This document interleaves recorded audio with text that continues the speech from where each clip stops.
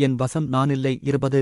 John, இப்போ எதுக்கு இப்படி சிரிக்கிறே என்ற கீர்த்தியிடம், டச் செய்ய மறந்துட்டே பாரு, அதை நினைச்சுதான் சிரிச்சேன் என படுக்கையில் சாய்ந்தாள் ஜான்வி. போ ஜான், நீ என்னை கிண்டல் பண்ணரே என தனது சிவந்த முகத்தை கைகளில் புதைத்துக் கொண்டாள். கீர்த்தி, தலைமுடியெல்லாம் கலைஞ்சிருச்சு, கதிர் பார்த்து அப்செட்டாயிருவான். ஒழுங்கா கிளிப்பைப் போடு என்ற ஜான்வியை நோக்கி கீர்த்தி பக்கத்திலிருந்த பேஸ் கிரீம் பிளாஸ்டிக் பாட்டிலை தூக்கி வீசினாள். பேசிட்டிருக்கும்போது இது என்ன புது பழக்கம், நோவயலன் செல்லக்குட்டி என பாட்டிலை கையில் நேர்த்தியாகப் பிடித்தாள் ஜான்வி. கீர்த்தி, நாளைக்கு கதிர் வீட்டில் எங்களைத்தான் பொண்ணை எப்படி வளர்த்து வச்சிருக்கீங்கன்னு வறுத்து எடுப்பாங்க, பொறுமை டியர் என்றாள்.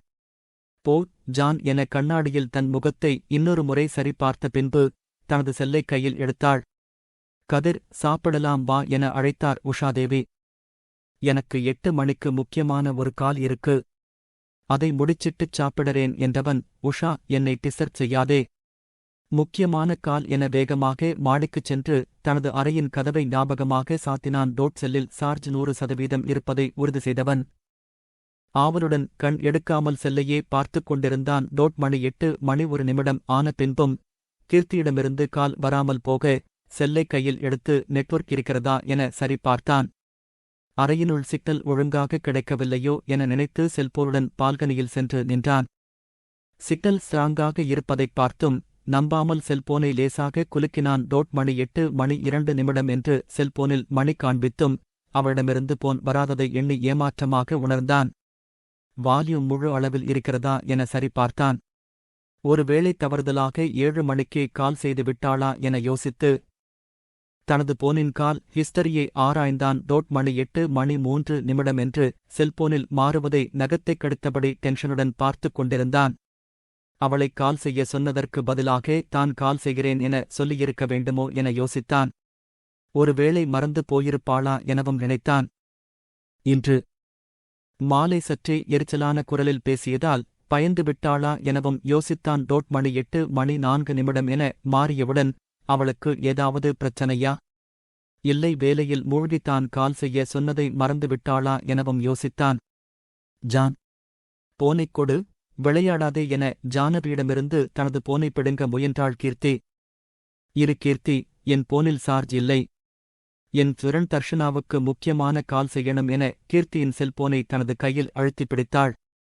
ஐயோ ஜான், அவர் காத்திட்டிருப்பார் என மணி 8:05 காண்பிப்பதை டென்ஷனுடன் பார்த்தாள் கீர்த்தி. அவரா? அந்த அவர் யாரு கீர்த்தி என கண்கள் இடுங்க சிரித்தாள் ஜான்வி. ஜான், ப்ளீஸ் விளையாடதே, கதிர் காத்திட்டிருப்பார் என சிணுங்கினாள் கீர்த்தி. உனக்கே இது ஓவரா தெரியலை, அவன் உன் கம்பெனியோட சியு, உன் போன் காலுக்காக வெயிட் செய்யறானா என கீர்த்தி தவிப்பதை ரசித்தபடி போனில் வேண்டுமென்றே நம்பரை அழுத்துவதாக பாவனை செய்தாள். ஜான், ப்ளீஸ் என கம்மிய குரலில் சொன்ன கீர்த்தியின் கண்களில் லேசாக நீர் தரையிட்டது. ஏ, இப்போ எதுக்கு அழறே, இந்தா உன் போன், சீக்கிரம் அவனுக்குக் கால் பண்ணி தொலை என நீட்டினாள். மெதுவே போனை தன் கையில் வாங்கியவள் வேகமாக நகர்ந்து கண்ணாடியில் தன் முகத்தைப் பார்த்துவிட்டு கதிரின் எண்ணை டயல் செய்தாள். மணி 8:06 என செல்போனில் மணி காட்டியவுடன் டென்ஷன் அதிகமாக தனது தலைமுடியை அழுந்து பின்னே தள்ளிவிட்டு நீண்ட மூச்சை விட்டு தன்னை சமன்படுத்த முயன்றான். கதிர் பால்கனியில் இருந்த டீ டேபிளில் போனை வைத்து இடுப்பில் கை வைத்தபடி அதையே கூர்ந்து பார்த்தான். கால் வருவதற்கு அறிகுறியாக செல்போன் சற்றே வைப்பைட்டாக பாய்ந்து கையில் எடுத்தான். ஜிகர்தண்டா என போனில் ஒளிர முகம் நிறைந்த சிரிப்புடன் ஹலோ என நிதானமாக சொல்ல முயன்று முடியாமல் தவித்துப் போனான். ஹலோ, நான் கீர்த்தி என மெதுவே சொன்னாள். எஸ் என அமர்த்தலாக சொன்னவன் அங்கிருந்த சேரின் முனையில் பரபரப்புடன் அமர்ந்தான். சற்று தயங்கியவள், 8 மணிக்கு என்னை கால் செய்ய சொன்னீங்க என்றாள். யா என வேண்டுமென்றே கதிர் ஒற்றை வார்த்தையில் பதில் சொன்னான். எதுக்கு, என்னை எதுக்கு கால் செய்ய சொன்னீங்க என கலக்கத்துடன் கேட்டாள். எதுக்குன்னு உனக்கு தெரியாதாடா ஸ்வீட்டே, உன் மனசை கொஞ்சம் கேளுடா என நினைத்தவன் எதுக்கு என திருப்பிக் கேட்டுவிட்டு கூர்ந்து கவனித்தான். தொண்டையை சரிசெய்த கீர்த்தி, தாங்க்ஸ், ப்ராப்ளம் சால்வாயிடுச்சு என ஏதோ பேச வேண்டுமே என பேசினாள். ஓ என சொல்லிவிட்டு அமைதியானான் கதிர். சாரி என்றவள், நான் சந்திரா கிட்டே கேட்டிருக்கக் கூடாது. நானேதான் எப்படி சரியாயிருச்சுன்னு கண்டுபிடிச்சிருக்கணும். அவர்தான் என்ன ப்ராப்ளம்னு வந்து கேட்டார். நான் 4 மணி நேரம் முயற்சி செஞ்சேன். அப்படியும் கண்டுபிடிக்க முடியலை. சாரி. நீங்க சொன்னதை என்னால செய்ய முடியலை என்ற கீர்த்தியின் குரல் உடைந்துவிட்டது. அவள் வருத்தப்படுகிறாள் என தெரிந்ததும் கதிருக்கு இதயத்தை ஏதோ செய்தது. ஐயோ ஸ்வீட்டி, அழாதேடா குட்டிம்மா என மனதில் அவளுக்கு ஆறுதல் சொன்னான். கீர்த்தி என அழைத்தவன், இட்ஸ் ஃபைன். எனக்கு நீங்க முயற்சி செஞ்சிருப்பீங்க என்று தெரியும் என நிறுத்தினான். இனிமே நீங்க சொல்ற வேலையை ஒழுங்கா செய்யறேன் என மெல்லிய குரலில் சொன்னாள். இசிட், நான் சொல்ற வேலையை கண்டிப்பா செய்வியா என உதட்டில் உறைந்த புன்னகையுடன் கேட்டான் கதிர். ஷியூர் என கீர்த்தி சொன்னவுடன், வாலண்டியரா எங்கிட்டே வந்து சிக்கிட்டியே கியூட்டி என மனதில் நினைத்தான். ஓகே, பார்க்கலாம் என்றான். தாங்க்ஸ் என்ற கீர்த்தியிடம். எதுக்கு தாங்க்ஸ் என ஆழ்ந்த குரலில் கேட்டான். ப்ராப்ளம் பிக் செஞ்சு கொடுத்தீங்களே, அதுக்குதான் என்றாள். வெறும் தாங்க்ஸ் மட்டும் தானா என தீவிரமான குரலில் கேட்டான். வேற என்ன வேணும் என தயக்கத்துடன் கேட்டாள். ஒரு ஸ்வீட்கிஸ் என மனதில் நினைத்தவன், ட்ரீட் கொடுங்க என்றான். ட்ரீட்டா என குழப்பத்துடன் கேட்டவள், உங்களுக்கா என கேட்டாள். ஆமாம், உங்களுக்கு விபத்து நடந்தபோது காரில் கொண்டு வந்து ஹாஸ்பிடலில் விட்டேன். உங்க டெக்னிக்கல் ப்ராப்ளம் சால்வ் செஞ்சிருக்கேன். எனக்கு ட்ரீட் கொடுக்க கூடாதா என ஆழ்ந்த குரலில் கேட்டான். ஓகே என சம்மதம் சொன்னவள், எப்போ ட்ரீட் கொடுக்கணும் என கவலையாக கேட்டாள். டிசைட் செஞ்சிட்டு சொல்றேன் என்றான். ஓகே, குட் நைட் என்றாள். கீர்த்தி என்ற கதிர் போனை வைக்காதே. எதையாவது பேசு செல்லம் என சொல்ல முடியாமல் தவித்தான். சொல்லுங்க என்றவரிடம், நீங்க மதுரையா என பேச்சைத் தொடர்ந்தான். ஆமாம்.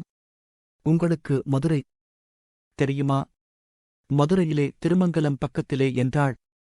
ஓ என்றவன், எங்கே படிச்சிங்கர் என கேட்டான்.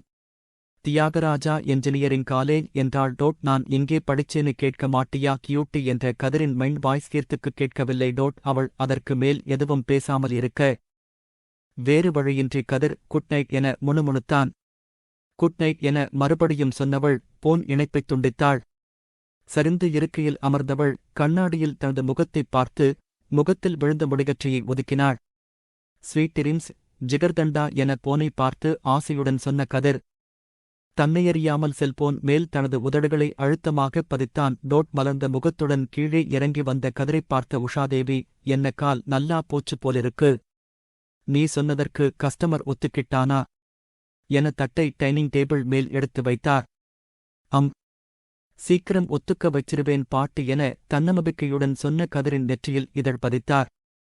உன்னால கண்டிப்பா முடியும் கதிர் என சப்பாத்தியை எடுத்து வைத்தவரிடம், உங்க ஆசிர்வாதம் இருக்கும்போது எனக்கு என்ன கவலை பாட்டி என்றவனை புரியாமல் பார்த்தார். பாட்டே, என் ஆசிர்வாதமா என குழப்பத்துடன் கேட்டவரிடம், என்னோட ஒவ்வொரு வெற்றிக்குப் பின்னால் நீதானே இருக்கே உஷா என அவரது கன்னத்தைப் பிடித்துக் கொஞ்சினான். போடா என அவனது கையைத் தட்டிவிட்டவர் வக்கத்தவன் மாதிரி கிழவியைக் கொஞ்சிட்டிருக்கான். சீக்கிரம் எனக்கு ஒரு மருமகளைக் கூட்டிட்டு வந்து அவளோட கன்னத்தைப் பிடிச்சு கொஞ்சி என கூட்டை எடுத்து தட்டில் விட்டார். கொஞ்சினா மட்டும் போதுமா பாட்டி, வேற எதுவும் செய்ய வேண்டாமா என சிரித்த கதிரிடம், எடு அந்த கட்டையை பாட்டிக்கிட்டே பேசற பேச்சாடா. இளசுங்களுக்கு இடம் கொடுக்க கூடாதுங்கிறது சரியாதான் இருக்கு என இறைந்தார். ஏ கிழவி, நீதான் தப்பா யோசிக்கிறே. நான் இப்போ என்ன சொன்னேன், அதிலே நீ என்ன புரிஞ்சிக்கிட்டே? நான் கொஞ்சனா போதுமா? கல்யாணம் செஞ்சுக்க வேணாமான்னு தானே கேட்டேன்.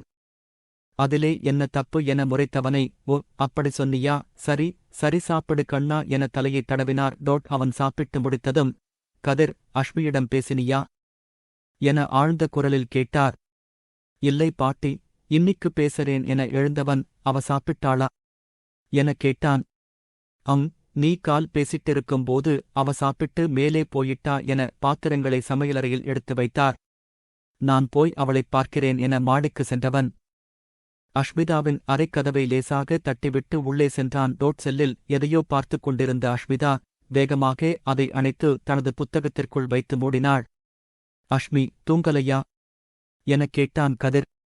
தூங்கணும் என சொல்லிவிட்டு நிமிர்ந்து உட்கார்ந்தாள். இதுதான் கடைசி செமஸ்டர் இல்லை. ப்ராஜெக்ட் முடிச்சிட்டீங்களா எனக் கேட்டான். முடிஞ்சிருச்சு, ரிப்போர்ட் ரெடி செஞ்சிட்டிருக்கோம் என்றாள். அஷ்மி, படிச்சு முடிச்சிட்டு என்ன செய்யப் போறே எனக் கேட்டான். கேம்பஸில் 2 கம்பெனியில் செலக்ட் செஞ்சிருக்காங்க, உங்கிட்டே கூட கால் செஞ்சு சொன்னேனே என்றாள். ஹம். எந்த கம்பெனியில் சேரப் போறே என யோசனையாகக் கேட்டான். தெரியலை அண்ணா, அப்பா அவரோட கம்பெனியில் சேர சொல்றார். நீ டெக்ஸ்டைல் கம்பெனியில் முழு நேரமும் வேலை பார்க்கிறதால் அவருக்கு உதவியா அவரோட கம்பெனியில் வேலைக்கு சேரலாமா என்று யோசிக்கிறேன் என்றாள். ஓ கிரேட், நல்ல விஷயம். நானே அப்பா தனியா கஷ்டப்படுறதை பத்தி கவலைப்பட்டேன் என்றான். அஷ்மி, பாட்டி உனக்கு கல்யாணம் செய்யலாம்னு சொல்றாங்க என அவளது முகத்தைப் பார்த்தான். நார்மலாக பேசிக் கொண்டிருந்த அஷ்மிதாவின் முகம் வினாடி நேரத்தில் கருத்துப் போனது. எனக்கு கல்யாண் வேணாம் அண்ணா, இப்போதான் படிச்சு முடிச்சிருக்கேன், வேலைக்குப் போயிட்டு அப்பறம் பார்க்கலாம் என தலையை குனிந்து கொண்டாள். அவளது தலையை பாசத்துடன் வருடிவிட்டு எழுந்த கதிர், ஓகே, நீ சொல்றதும் சரிதான் என்றான். 2 அடி எடுத்து வைத்தவன் திரும்பி அவளைப் பார்த்து, அஷ்மி, நீ யாரையாவது லவ் பண்ணறியா எனக் கேட்டான்.